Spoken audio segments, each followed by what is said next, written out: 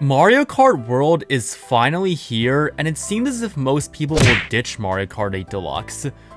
After all, this is the first new Mario Kart we're getting in over a decade, and it dwarfs everything that came before it. But not me. Even though I've gotten all emotional over this era ending and all, I will never stop playing Mario Kart 8 Deluxe, and here's why. First and foremost, the sheer amount of stuff in this game makes it a fun trip down memory lane. It still blows my mind that there's nearly 100 tracks in the game, and many of them are super fun to race on. I will always take the liberty to surf on Wii Rainbow Road for the upteenth time, or jet off to Sunshine Airport for the music alone.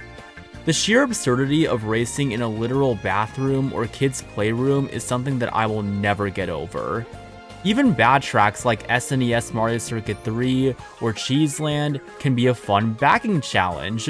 And that's not even factoring in all the other fun tracks they brought over from Mario Kart Wii. The BCP really did this game justice in terms of additional content.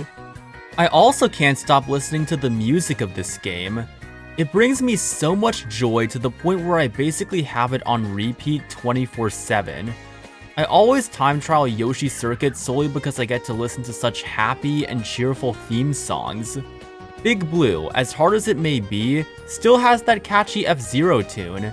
Sunshine Airport has the best theme to listen to when you're strolling in the park on a nice summer day. I even play the banger soundtracks whenever I work out at the gym. All of the music not only helps me whenever I play the game, but it makes me feel a lot more confident whenever I get to work. If that wasn't enough, I'll come back to revisit the game because each and every character is so fun to use. Toadette is pretty self-explanatory.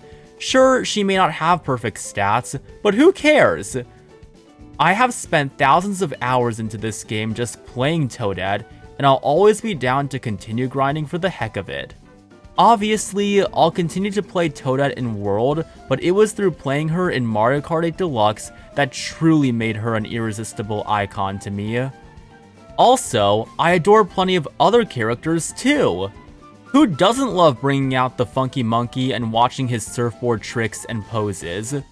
He may not be the titan he was in Wii, but he's still the go to me no matter what. It's criminal that he's not going to be in World. They're probably just waiting to milk him and Diddy yet again for the next batch of DLC. Even the meta characters like Peach and Daisy are fun as hell for me to use, especially with their dazzling biker outfits and cheerful personalities. And this may be a hot take, but I adore playing as Baby Peach and Baby Daisy. They're so cute! The whole roster is truly remarkable, especially when you consider what the original lineup on the Wii U was like. I will never forget the moment where Funky Kong got announced. I literally lost my voice and screamed like a girly girl. And getting him, Diddy, Pauline, and Peachette was quite possibly the best surprise to come out of this game.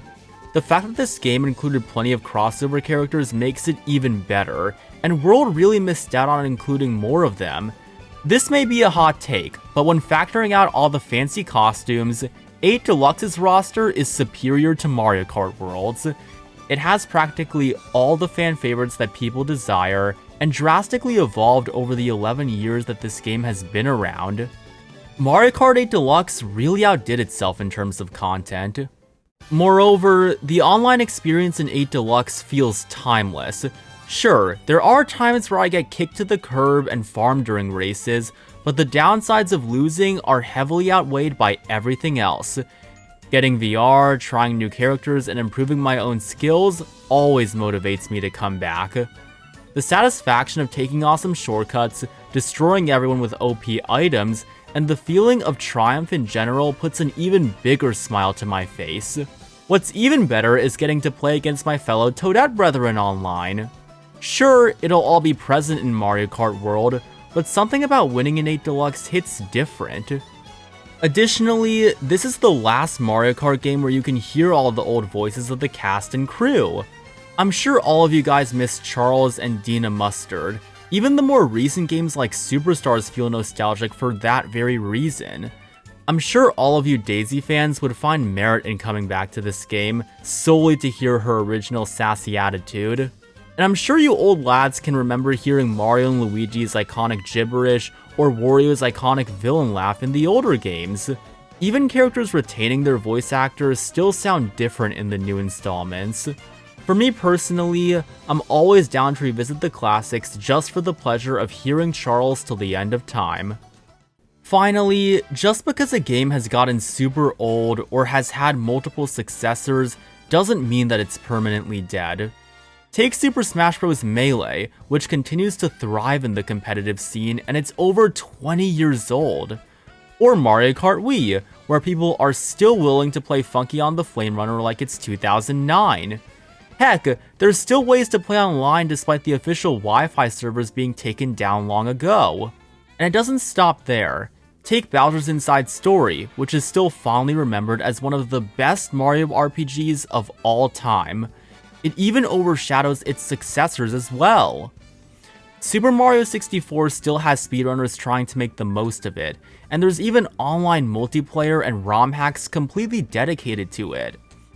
I could go on and on, but the point I'm trying to make here is that no matter how outdated or old a game is, it can still have an audience as long as it stays timeless.